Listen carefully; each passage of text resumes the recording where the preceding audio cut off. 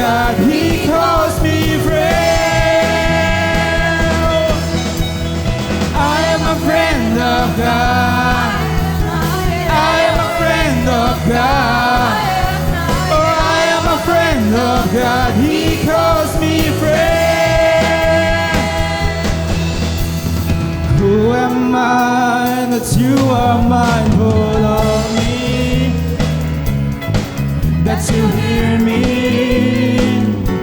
when I call.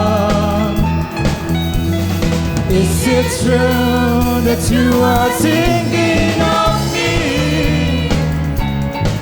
That you love me?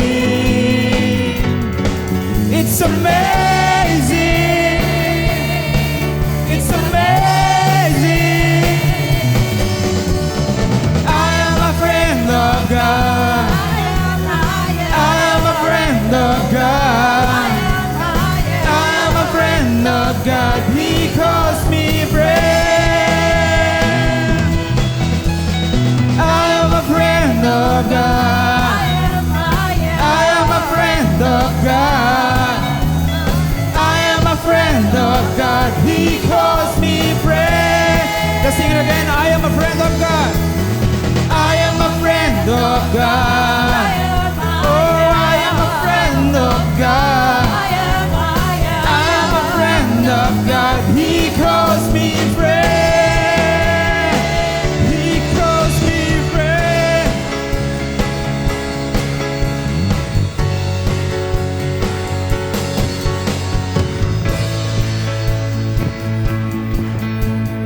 God Almighty, Lord of glory, you have called me friend. Sing God Almighty. God Almighty, Lord of glory, you have called me friend. Sing God Almighty. God Almighty, Lord of glory, you have called me friend. Sing God Almighty. God Almighty, Lord of glory, you have called me friend. I am a friend of God. I am a friend of God. I am a friend of God. He calls me friend. Oh, oh, I am a friend of God. I am a friend of God. Oh, I am a friend of God. He calls me friend. Let's sing it for the last time. I am a friend of God. I am a friend of God. I am a friend of God. Oh, I am a friend of God. He calls me friend.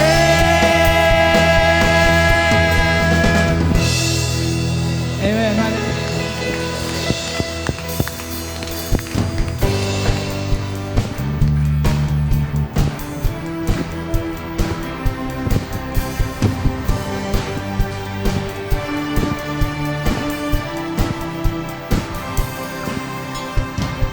In the secret, in the quiet place,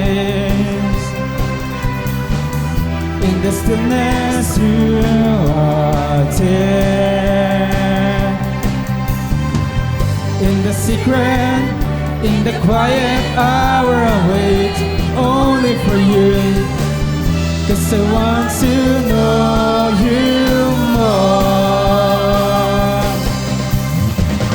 I want to know Him.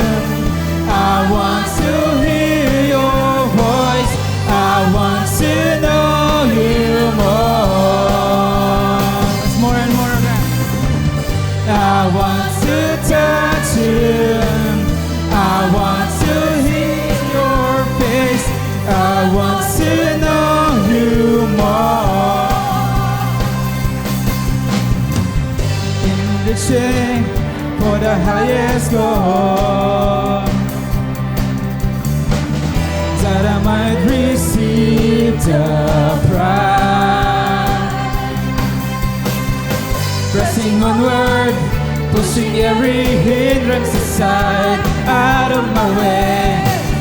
So I want to know you more. I sing, I want to know you. I want to know you. I want to hear your voice. I want to know you more, more and more, Lord. I want to touch you. I want to see your face. I want to know you more. I am reaching for the highest goal, that I might receive the prize. Pressing onward, pushing every hindrance aside, out of my way, 'cause I want to know you more. I want to know you. I want to hear your voice. I want to know you more. I want to touch you. I want to see your face. I want to know you more. I want to know you. I want to hear your voice. I want to know you more.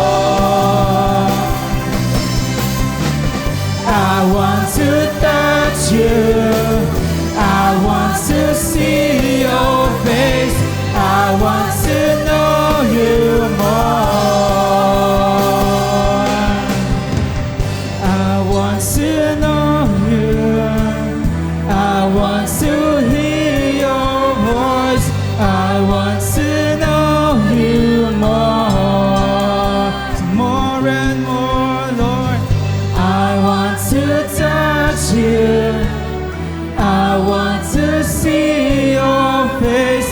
I want to know you more. Let's sing for the last time. I want to know you. I want to know you. I want to hear your voice. I want to know you more. I want to touch you. I want to see your face. I want to know you more. Say, praise you, God.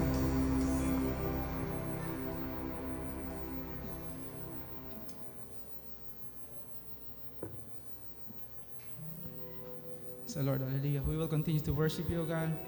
And we declare, Lord, that this place, Lord, is a house of miracle, Lord.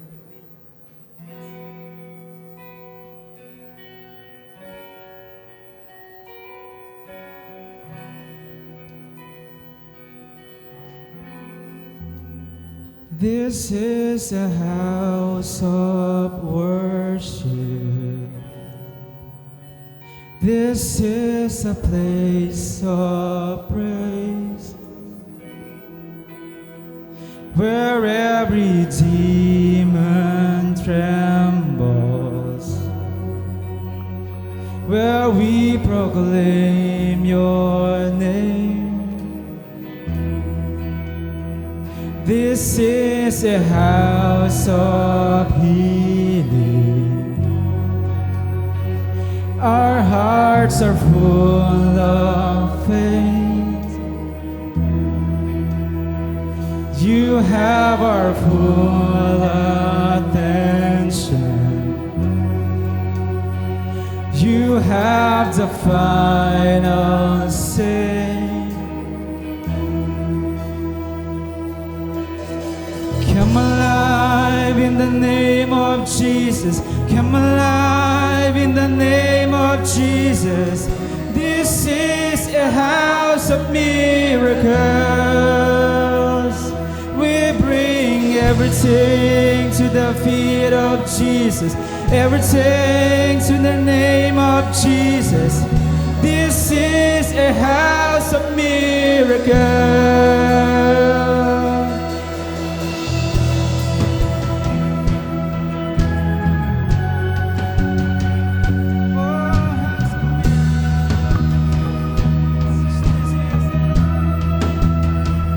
There's resurrection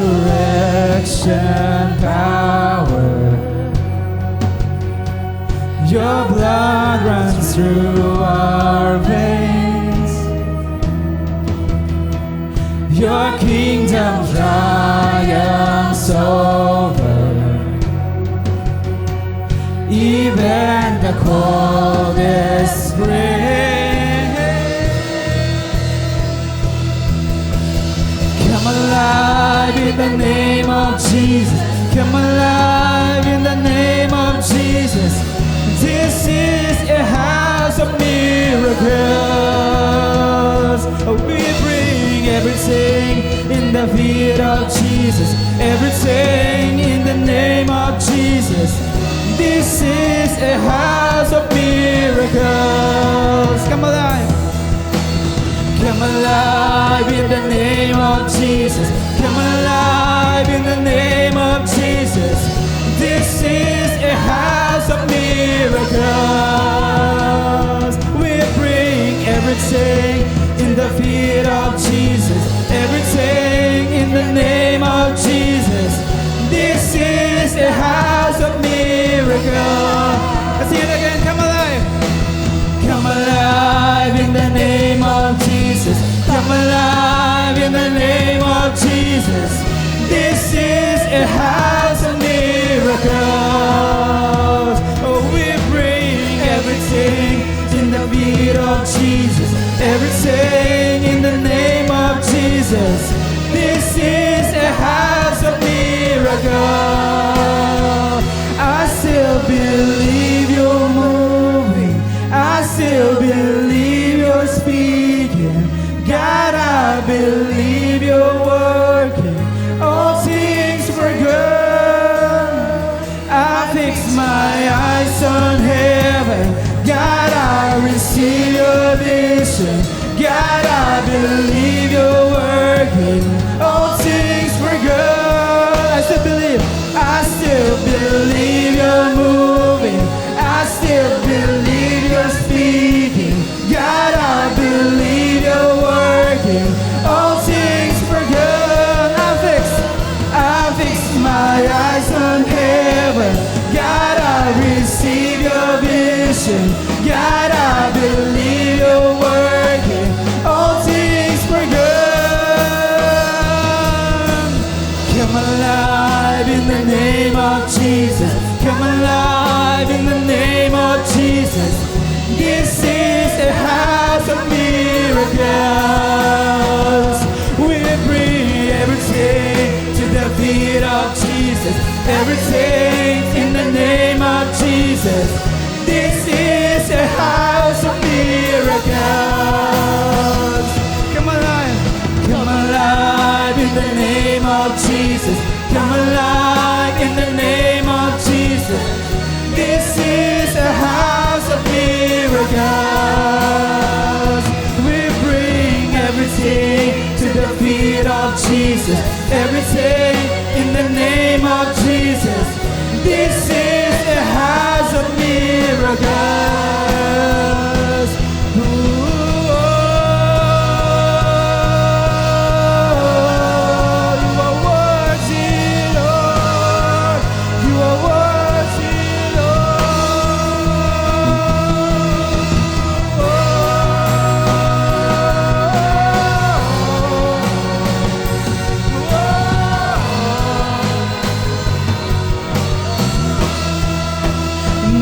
For a minute was I forsaken.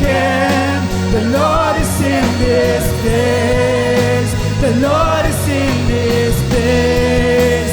Come, Holy Spirit,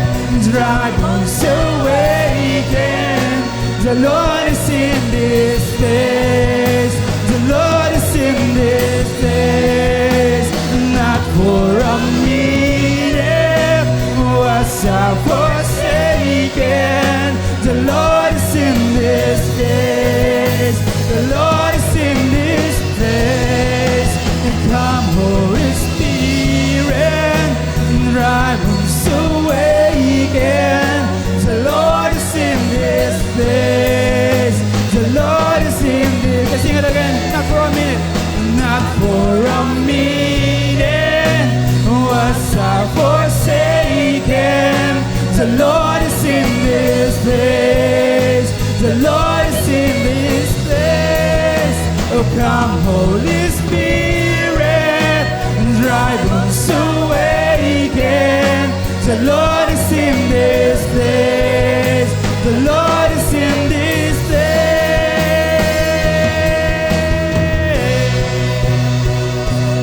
Oh, oh, oh, Lord, you're working, oh God. Sing words.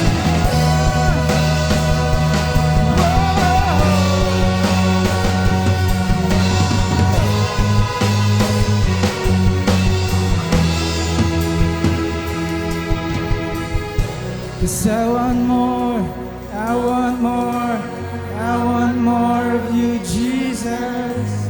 I want more, I want more, I want more of you, Jesus.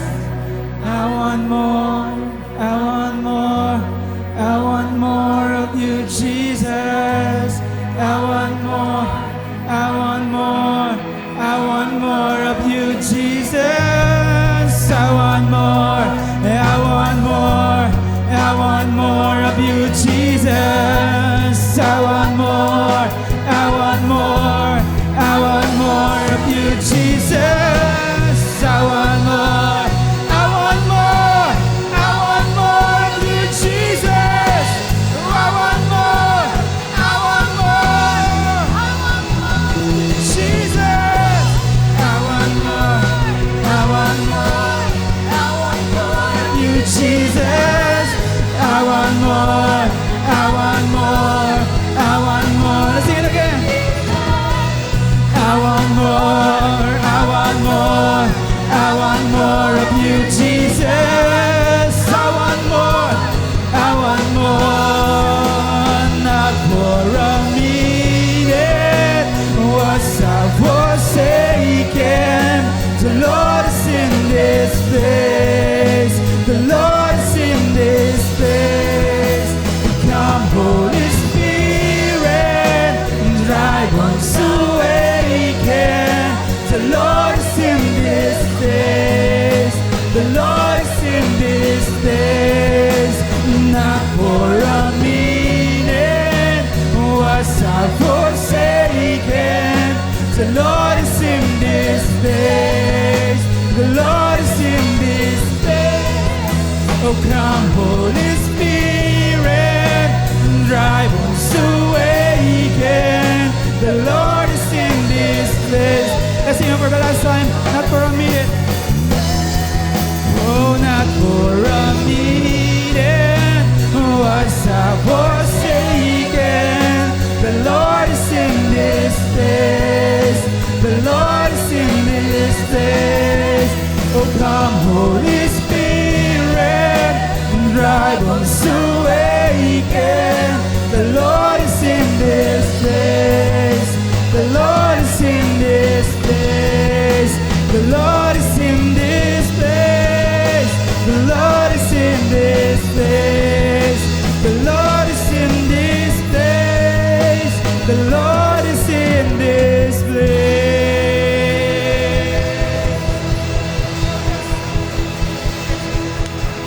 Praise you, Jesus. Hallelujah.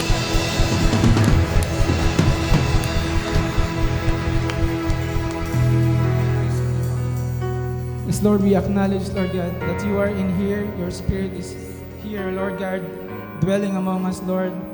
Lord, we pray, Lord, continue to minister in each and one of us, Lord God. Touch everybody's hearts, our mind, Lord God. And Lord, we cast to you all our burdens, Lord God. And we pray, Lord, as we listen to your word, oh God, it become a nourishment to our soul and our spirit and our body. We thank you, Lord God. We honor you, we praise you. To you, Lord, belongs all the glory, the honor, and praises. In Jesus' mighty name we pray. Amen and amen.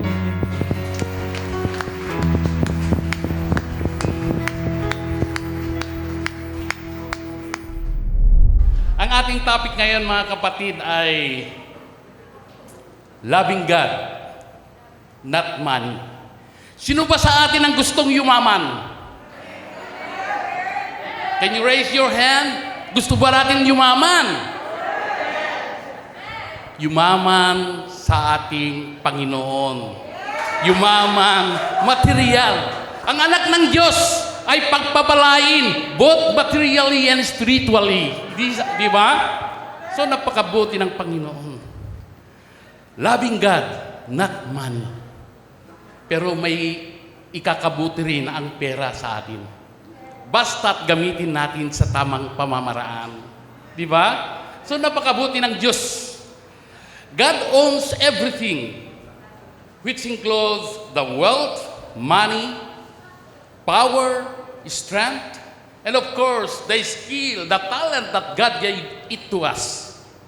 Pero kung ang talent natin, mga kapatid, ay itinatago natin, ay hindi tayo pagpapalain ng Diyos. Di ba? Ang sabi ng Panginoon, kung binigyan ka ng talent, dapat gamitin mo dito sa lupa dahil yun ay gift, regalo galing sa ating Panginoon. Amen? What does the Bible say about God owns everything? Don't you know that don't you know that the creator of heaven and earth ay ating God, di ba? So therefore, God holds the right to all of it. That includes even us, our bodies, our minds, and our lives, which we can find in Job 12, verse 10. If we're going to read on that, Job 12, verse 10. It's very clear na ito ay nanggaling lahat sa Kanya. All His creation is coming from Him. Diba? Doon sa Job 12, verse 10. God ownership of everything is foreign concept to most of us. We like to think of our money and our possession. Yet, the Bible makes it clear that God's own everything. All things were created by Him and for Him alone, and everything belongs to Him, which we can find in Colossians chapter 1, verse 16. Can you pass it on so that we can go on through word by word? Sabi po niya, because by Him, everything was created in heaven and on earth, the visible and the invincible, whether thrones or dominion, or rulers or authorities, all things have been created through Him and for Him. Napakaganda ang kanyang salita. He was the one who created everything. Di ba? Lahat ng mga nilalang ng ating Diyos ay beautiful. Maganda lahat. You see? From the first day, second day, hanggang sixth day, and the seventh day, He rested. So, ang Diyos ay napakabuti sa ating buhay. Pero hindi po yun ang ituturo natin. Pahapyaw lang yon. Dahil kasi, ang tinuturo natin ngayon, how you will going to manage your finances. Na naka-align tayo sa ating Panginoon. Pero lahat nito ay nanggaling sa Kanya. Di ba? Praise the Lord. So, God ownership, sabi niya rito, of everything, a foreign concept, sabi ko niya. For every animal of the forest is mine, and the cattle on 1,000 hills. Lahat ay nanggaling doon. The world is mine, and that is in it. Matatagpuan din natin sa Psalms chapter 50, verse 12. Pero ito ang pinakamaganda. The silver is mine, and the gold is mine, declares the Lord Almighty. We can find in Haggai chapter 2, verse 8. Lahat ng mga ari-arian, lahat ang iyong mga kayamanan, lahat ng mga bagay na nakikita natin dito sa lupa ay nanggagaling sa Kanya. So, nandoon dapat yung pagrespeto natin. Kahit yung mga pusa, dapat mahalin din natin. Huwag natin tatadyakan yung aso because God created all these things para magkaroon po ng balanse. No? So, He created everything having that purpose. And that purpose ay meron bagay na gustong ipakita ng ating Panginoon. Hindi ba natin alam na kagaya ng pusa, kinakain niya ng daga? Kung minsan yung daga naman kinakain. So, all around that, meron tayong ecological cycle. Di ba? So, praise the Lord. But we are talking about money. When we talk about money and wealth, di ba? Money is a currency needed to exchange for goods or service. And wealth is the abundance of money or material position. Kailangan natin ng money. A currency, sabi niya, yung dollar, peso. Di ba? So, yun ang pera, kailangan natin. Hindi masama ang kumita ng pera, pero dapat gamitin natin. Ito ay mga pagpapala galing sa ating Diyos. At ang wealth naman, ang ibig sabihin ng wealth ay is the abundance of money, of material possession. Diba? Kung bibili ka ng mga ari-arian mo, kagaya doon sa mismong kung saan-saan, sa mga lote, that is already a kayamanan, wealth. Di ba? But if you consider also yung ating kalusugan, di ba, health is wealth? Di ba, mga kapatid? Sabihin natin, health is wealth. Praise the Lord. Because ang health ay talagang kung wala tayong karamdaman, kasakitan, ay hindi na tayo pupunta sa ospital. Nagagastos pa ng kung ano ang pangangailangan doon. Alam niyo naman, ang pag-hospital ngayon, mahirap pumasok kung wala tayong ganyan. Di ba? So, with the grace of our Lord, He is giving us yung ating karamdaman, yung ating kalusugan, ay talagang ibinigay ng Diyos sa atin. Di ba? Because that is, kailangan natin. Health is wealth. Siya lang mismo ang nagbibigay sa atin ng mga bagay na ito. Amen? The most important principle to keep family in mind is to understand whose money we are talking about. It's not yours. If you are married, yung asawa mo, hindi rin niya sa asawa mo yun. Di ba? Halimbawa, nagpaguran mo, yung sweldo mo, it is not yours. It is not your wife. But it is coming from God. Lahat ng ito ay nanggaling sa ating Diyos. Purihin ang Panginoon. Amen? So, bibigyan natin ng examples. Itong church. Alam ba natin kung paano nagawa itong church? Di ba? This church ay sa Panginoon pa rin. Bakit? With the leadership, yung vision ng ating bishop, na si Bishop Jojo, at sina Pastora Belen, yung mga pastors, no? Ay meron silang magandang vision. Dahil ang vision nila ay palakiin ng gawain ng ating Diyos. Dati-dati nandoon tayo sa kabila, you remember? Napakaliit pa noon. Pero ngayon, ang ginawa niya, pinalaki.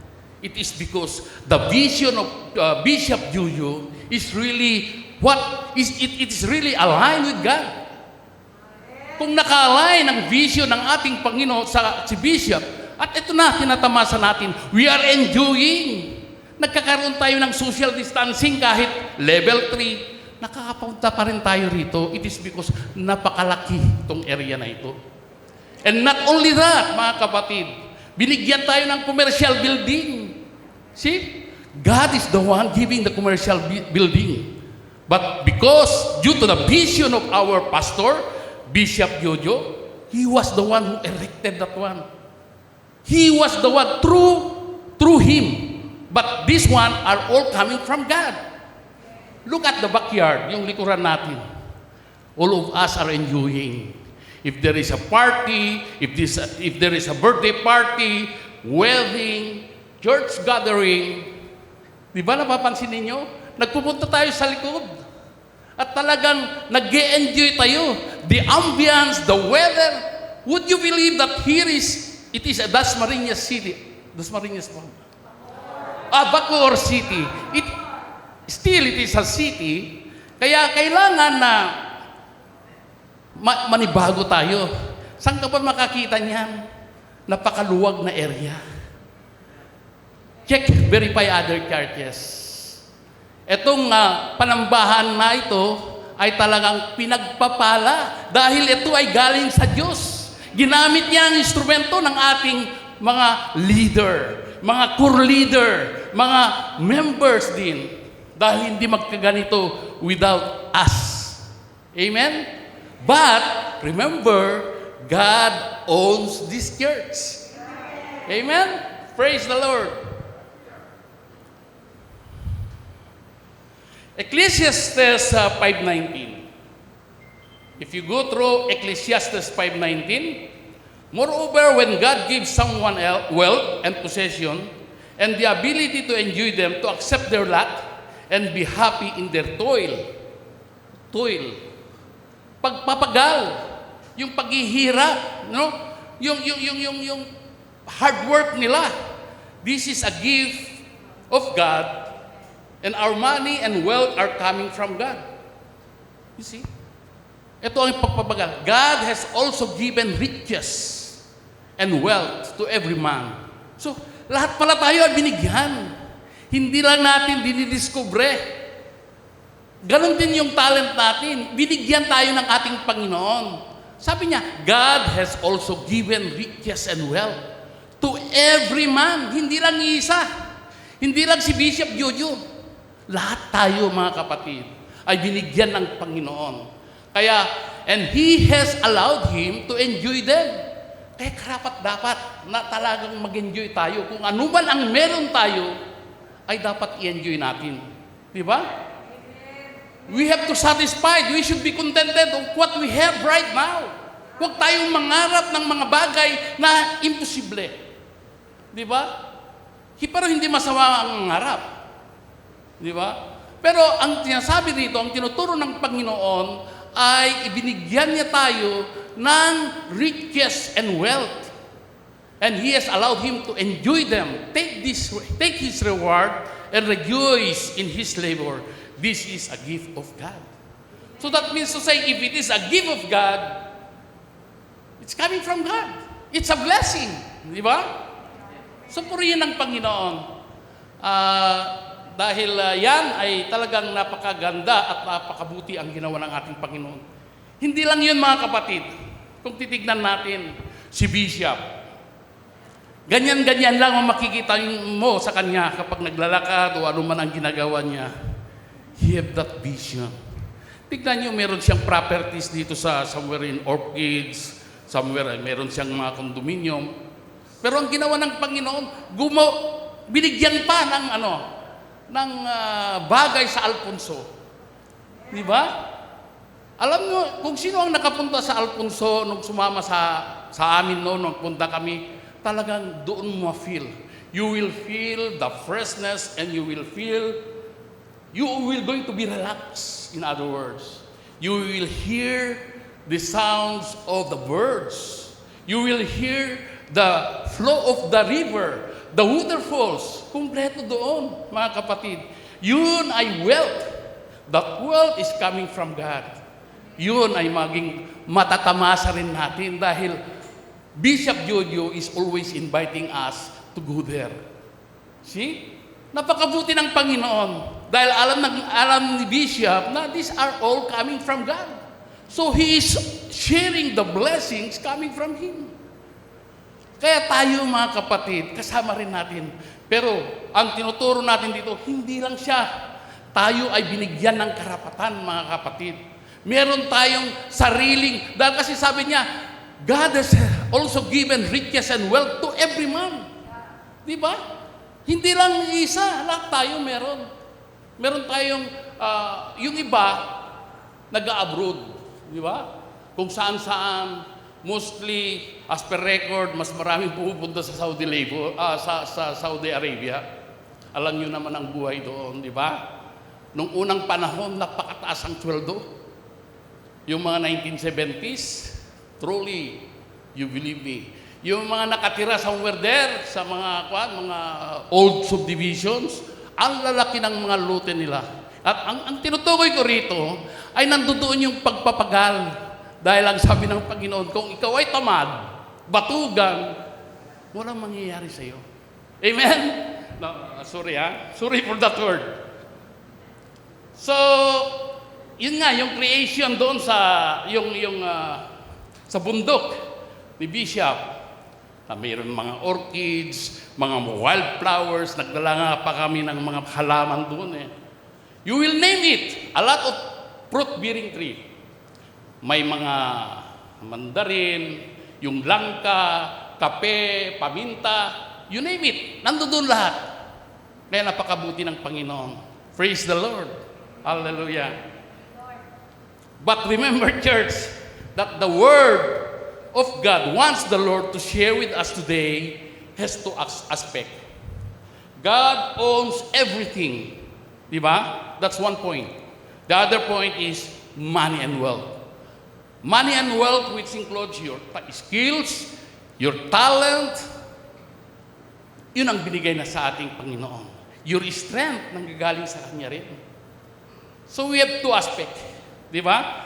Yun ay, ang sabi niya rito, sa Ecclesiastes 5:10. Ecclesiastes 5:10. The one who loves money, is never satisfied with money. And whoever loves wealth is never satisfied with income. This is futile. Yung pala, kung mahalin mo ang pera, money is never satisfied with money. At ganun din sa wealth natin. Bakit? Di ba? I will going to give you a story. Isang businessman. Sabi niya, marunong rin magdasal. Lord, bigyan mo lang ako ng 1,000 o 10,000 a month. Itong business na ito ay okay na sa akin. Aba, ibinigay ng Lord. 10,000 a month. Yun ang profit. Hindi na kontento. Lord, kulang ito. Bigyan mo pa ako ng 100,000 a month. Aba, binigay pa rin ng Panginoon yung 100,000 hanggang naging 1,000,000. So that means to say, ang tao talaga ay walang satisfaction. There is no contentment at all. So believe me, dapat maging kampante tayo. Hindi masama ang kumita ng malaking pera. Bakit? As long as God is with you and God you are using sa mismong gawain ng church. Tumulong ka sa pagmi-mission to spread the gospel. Di ba? Tumulong ka sa gawain kung ano ang classic improvement. You have to help the improvement of the church. A lot of things that is to be done. Kaya kaganito, naumpisaan ni Bishop Jojo itong church natin na napakalaki. Pero bandang huli, lalaki pa yan, mag-i-spread pa yan. Amen? Dahil dumadami ang tao. And would you believe na ang dami ng sangay na ngayon ang Dunamis Christian Fellowship. Kung saan-saan, dako, ay napakarami na. At dumadami pa. From now on, dumadami ang Dunamis Christian Fellowship. Because, alam niyo bakit? Ang sikreto dyan ay ang Diyos ay laging kasama. Yan po ang sikreto doon. Amen? Hallelujah! Kaya napakabuti ang Panginoon. Anong sabi niya doon sa 1 Timothy 6:17? 1 Timothy 6:17. This is about money and wealth. Sabi niya, instruct, turuan mo, sabi niya, those who are rich in the present age, not to be arrogant or to set their hope on the uncertainty of wealth, but on God, who richly provides us with all things to enjoy. Sabi niya, turuan mo, bigyan mo, sabi nila, para sa ganon, sa ngayon, huwag silang maging arrogante. Di ba? Huwag silang maging kampante na ang ginudiyos nila ay yung kayamanan, yung wealth. Do not give hope to wealth, but give hope to God. Ang God lang ang makakapagbigay ng lunas sa ating mga problema. Kung ano man ang meron tayo rito, ang God pa rin. So we have to rely on God. No? Hindi sa atin. Dahil tayo ay pabago-bago ang isip. We are just only living here on earth temporarily. Everything will vanish. Everything ay mawawala. Yung kayamanan mo, yung wealth. Di ba? Pero ang salita ng Diyos, mga kapatid, ay manatili hanggang wakas. Amen? So praise the Lord. Hallelujah. Kung titignan natin mga kapatid, naalala ko yung istorya sa buhay ko. Nung kasing araw,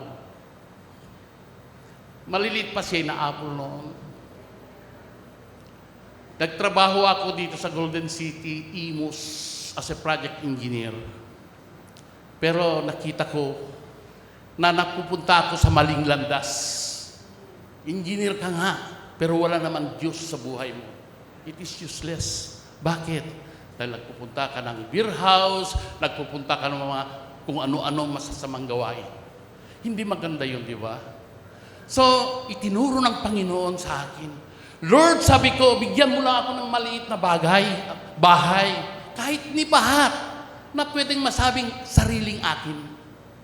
Yun ang sinasabi ko sa Panginoon. Hindi pa ako nakakilala noon sa kay Jesus.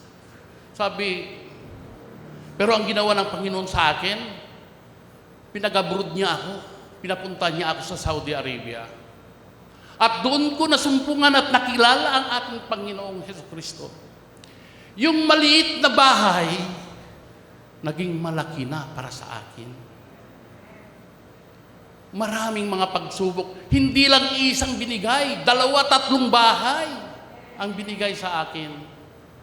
Mga properties, mga lote, binigyan niya ako. Pero hindi naman masama na mag-acquire ka ng mga kayamanan na yan as long as, talagang alam ko, ang Diyos ay sinamahan niya ako.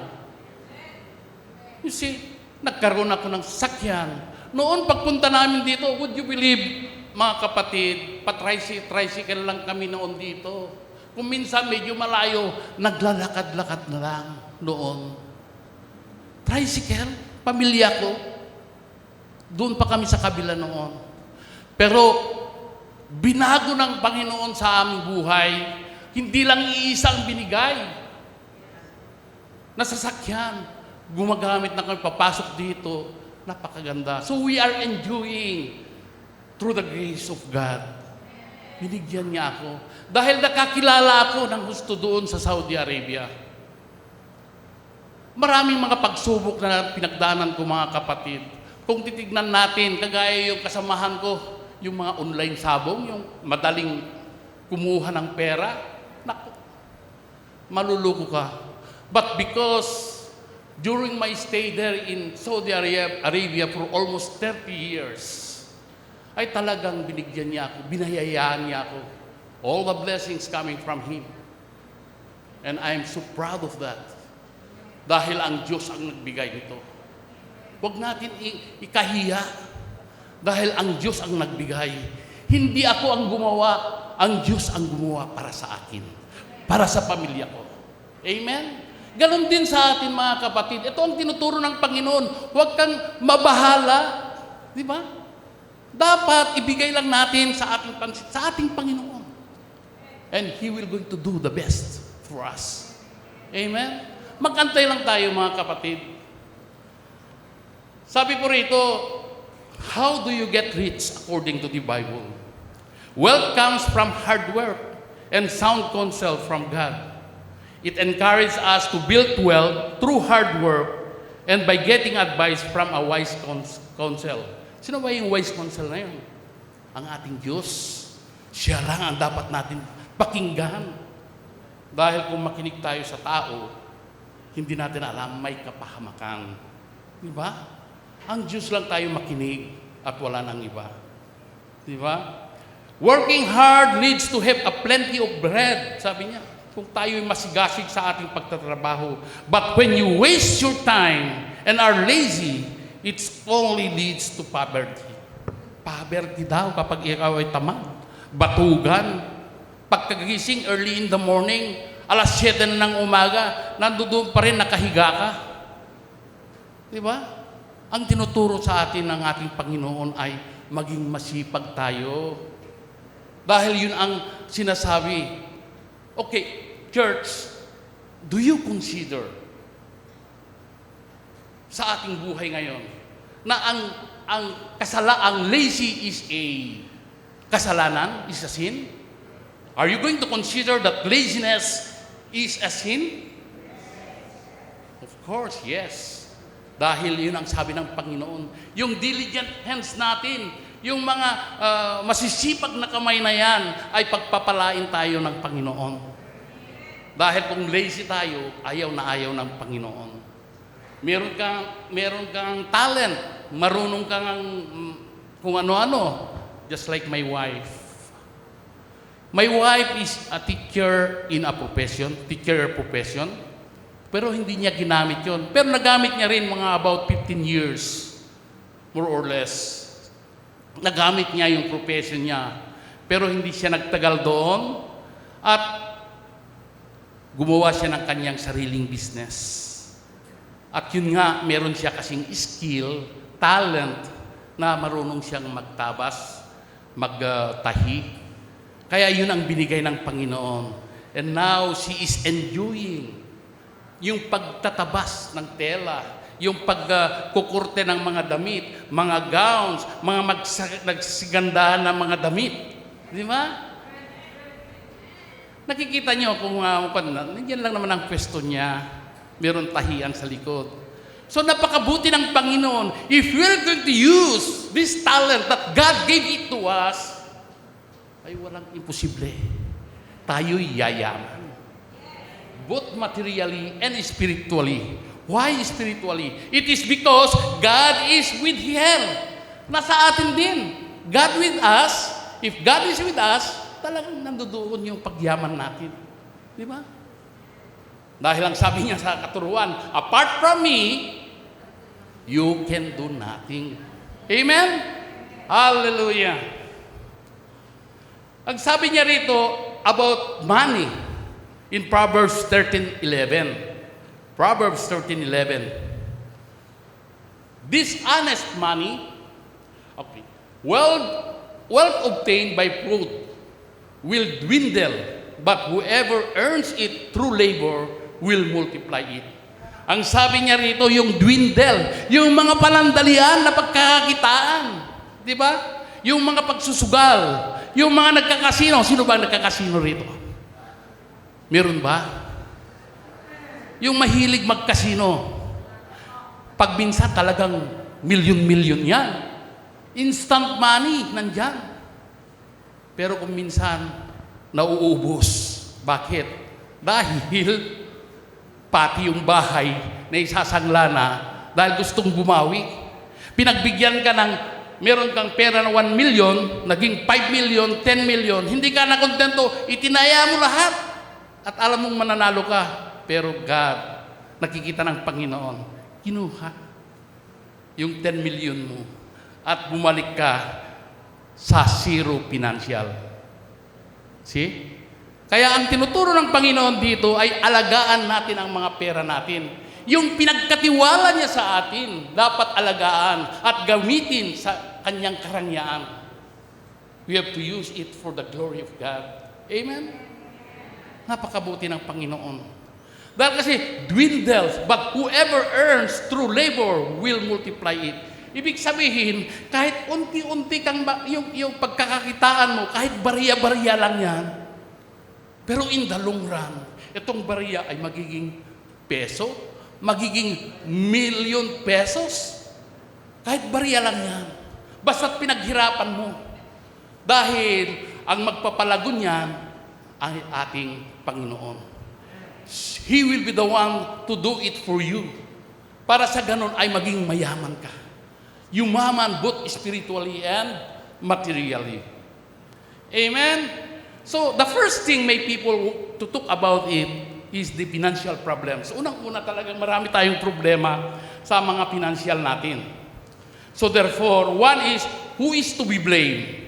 Yung asawa mo ba? Yung magulang mo ba? Or, what step they should have to take? Ano ba ang mga bagay na dapat nating gawin? Kaya, we have to examine ourselves. I-examine natin ang ating sarili. Is it wise for us to plan, thinking through how we will make money? How we will make money and how we will going to spend the money? Napakabuti ng Panginoon. Kung alam natin na alagaan, May sweldo ka nga, kumikita ka ng, assuming 20,000 a month. Gumagastos ka naman ng 25,000 a month. Bangkarote. Walang natitira. Di ba? Yung principle, yung rule of thumb. Sino bang nakakaalam ng rule of thumb about money? Rule of thumb about money, how many percentage, if you know the 60, 30, 20, and 10. 60, 20, 10, and 10. Di ba? That is the rule of thumb. 60% will be our necessity. What are those necessity? Those basic needs. And those basic needs are food, shelter, clothing, medicine, yung mga pang-araw-araw na kakailangan natin. You have to save that one. Di ba?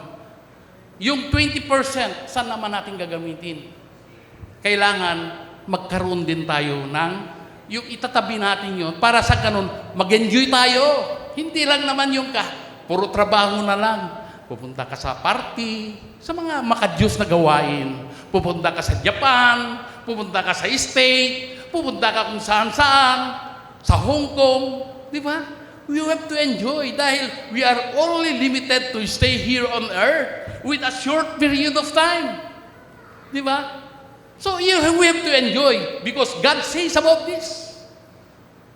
Yun ang tinuturo ng Panginoon. Huwag lang, hindi masama ang kumita, mag-enjoy ka rin. Pero see to it, nakasakasama mo ang Diyos. Amen? Dahil kasi yung 60% for necessity, 20% for discretion, yung mga pagpunta, sa pag-travel, 10%. Sinong nakakalam ng 10%? So, alam natin yon. Dahil kasi yun ang pinag-uutos ng Diyos. Tithes is very important. It is a part of how to worship, how you will going to worship God. Diba? Ito ay tinuturo sa atin. Dahil kailangan natin ito para mapalago ang ating panambahan. So, naging 90% na. How about 10% na natitira? Saan? That is for saving. Mag-save tayo for emergency cases, mga kapatid. Pero yung iba, alam ko, na malalaki ang mga sweldo ng mga iba rito, hindi na susunod dito. Yung 60% necessity, na basic needs, baka 5% lang. Dahil kasi, milyon ang kinikita nila. 500,000, maliit yun. 600,000 a month. Ha? Pero, purihin ng Panginoon dahil alam niya, kapag ganun pala binibigay niya, lahat ito ay nanggaling sa ating Panginoon. You have to share the blessings. Di ba? You have to share the blessings. Hindi mo sarilinin. No? Tumulong ka sa kapwa. Di ba? Praise the Lord. Hallelujah. So, we need to budget. Because meron tayong, kung hindi, yung pagbabudget natin, yung due date. Due date ba yun? Yung, due date. Due date. Ha? Yung due date ng Meralco, alam po natin yan. Yung tubig, yung internet, yung cellphone na bibili natin, mga bago, ganyan. Kaya, dapat marunong tayong mag-handle sa mga bagay na yon. Ayun nga, napunta ka nga sa yung kwarto, nakabukas, araw na araw. Dapat patayin natin, magtipid, gamitin natin sa tama. And then pagdating ng araw, na may nandyan yung Meralco bill, Mrs., Mr., putulin na namin itong linya. Dahil kasi hindi kayo nakapag-Judith. Nagkaroon kayo ng Judith. So kailangan na dapat you have to anticipate those things, mga kapatid. Di ba? So, yun ang tinuturo ng ating Panginoon, marunong tayong mag-budget. Di ba? Above all, we should not be proud, no? Huwag tayong magyabang. Kung minsan, yung sitwasyon natin na ganito, yung Dahil ang kapangyarihan ay binigay niya, the power, the strength that God gave it to us, no? Ay talagang dapat yung mga talent na yan ay gamitin natin sa tamang pamamaraan. No? So yung strength natin, kung titignan natin, huwag mong ipagyabang. Ha? Huwag mong ipagyabang dahil kasi kung ipagyabang mo, kung ano man ang nagawa mo, oh, I constructed that building. Oh, I constructed that bridge. Flyover. Kung ano-ano, huwag. Gamitin natin ang ating Panginoon. If you know the story of King Nebuchadnezzar, alam ko na pag nag-BBS tayo rito, napapag-aralan natin na si King Nebuchadnezzar ay siya ang hari sa Rome. At siya ang talagang taga-tuligsa. Ayaw na ayaw niya yung mga Kristiyano on that time. Di ba? Si King Nebuchadnezzar. Kaya nandoon yung kapangyarihan niya, nandoon yung kung ano man ang ginagawa niya, pero nabaliw. Ang kanyang katinuan ay nasira. Ano sabi niya rito?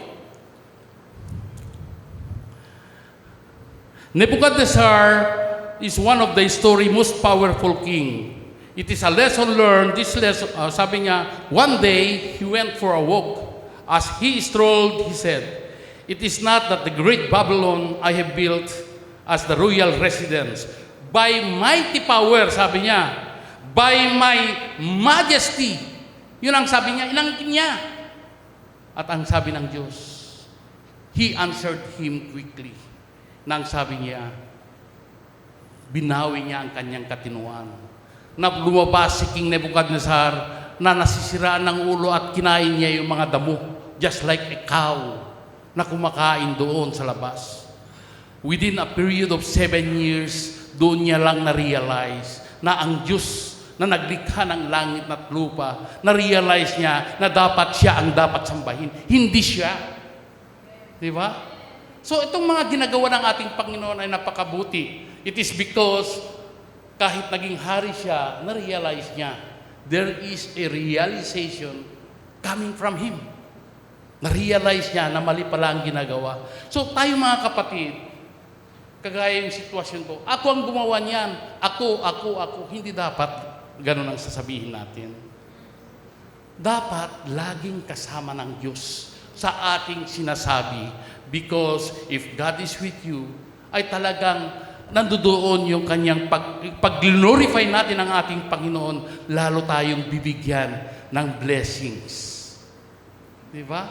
So napakabuti. Talagang itong ginagawa niya sa atin, mga kapatid, alam na ng Diyos kung bakit tayo naririto ngayon.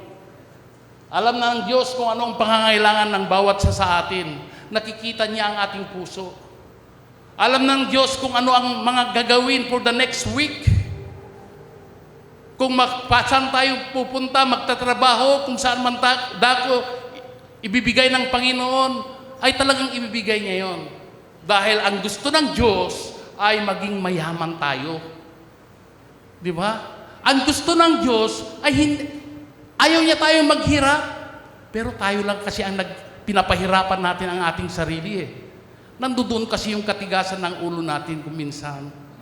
Kaya palambutin natin ang ating isip sa salita at sa gawa.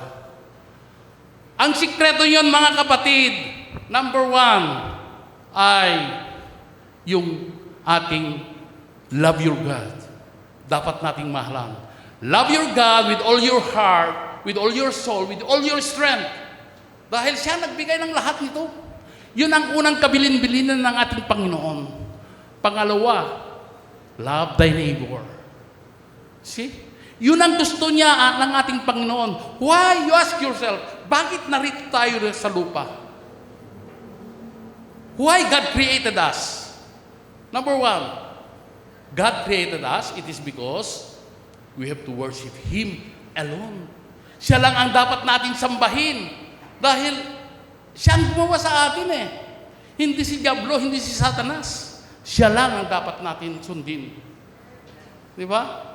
Lahat ng mga pagpapala na yan, kung tayo'y sumusunod sa kanyang pinag-uutos, just like Abraham, si Isaac, si Jacob, nandoon yung obedience nila. Kaya naman sila pinagpapala. Ganon din, walang pinagkaiba noon at saka ngayon.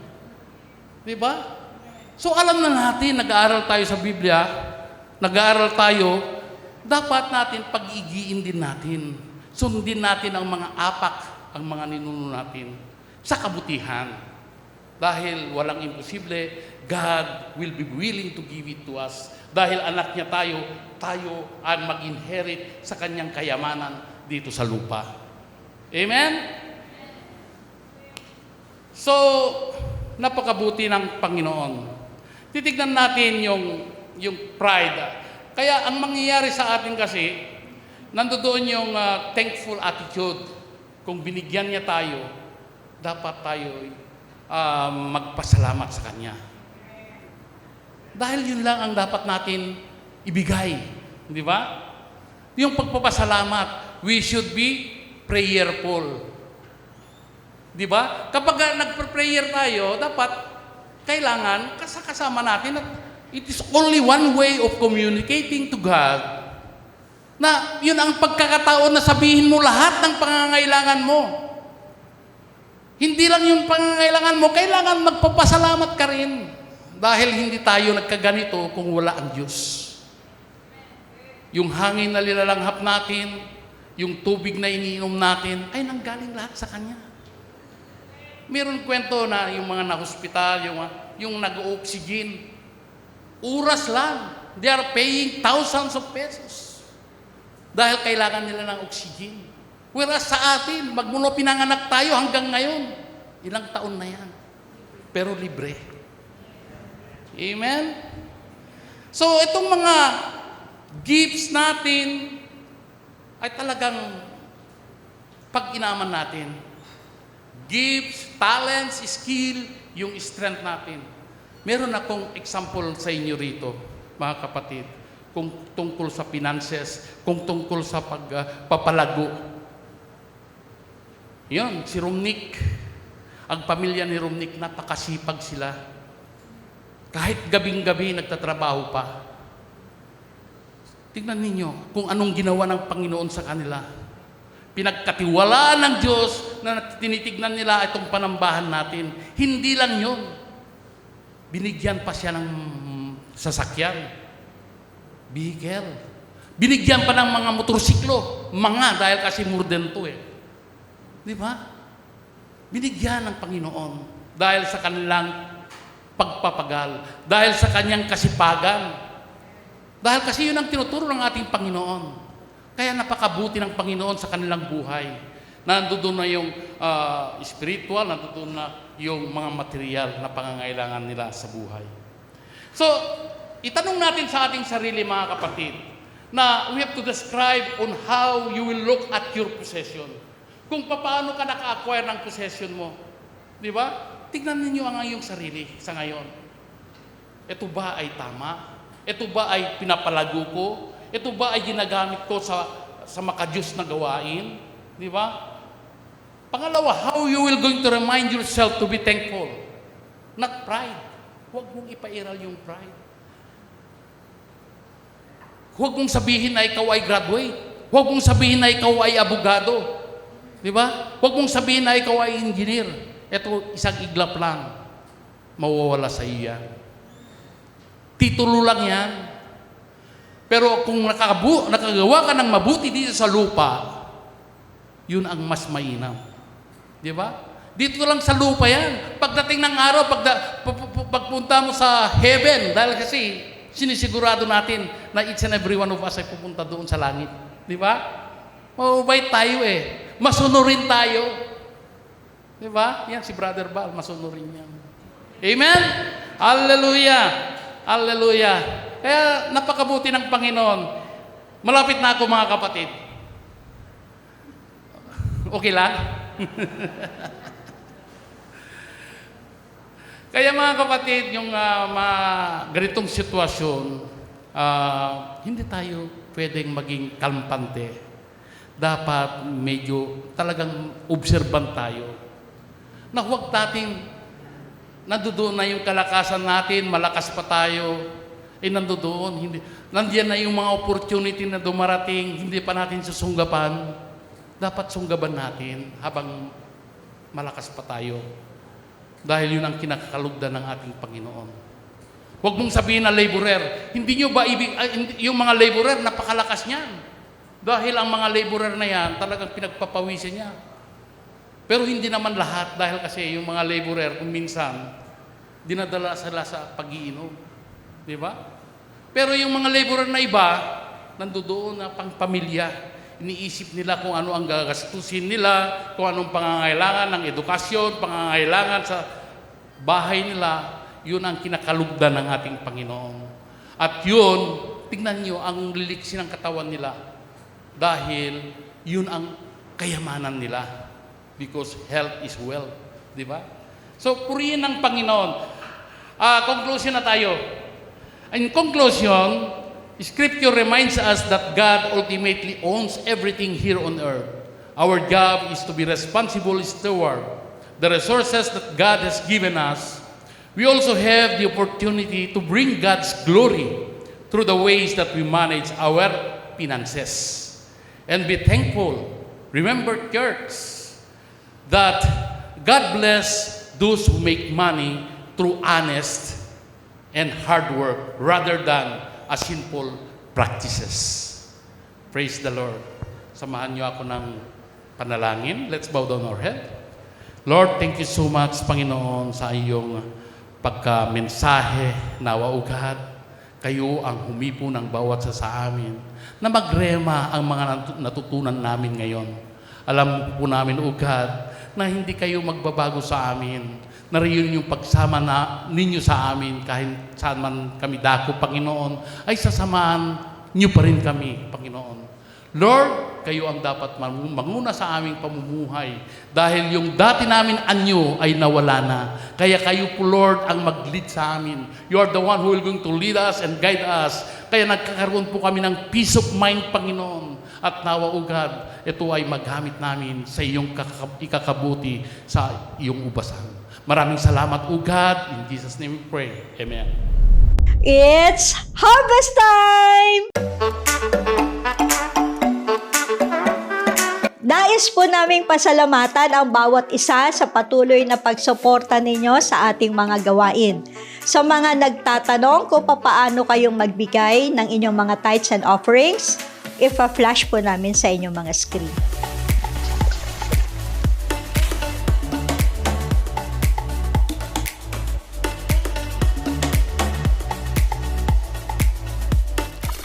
Excited na kaming makasama kayong muli! Grabe! Naka-bless talaga yung ating Sunday service ngayon, no? At dahil na-bless ka, huwag kalimutan i-like, follow, and share ang ating Facebook and Instagram account. Also, subscribe to our YouTube channel. See you again next Sunday! Bye!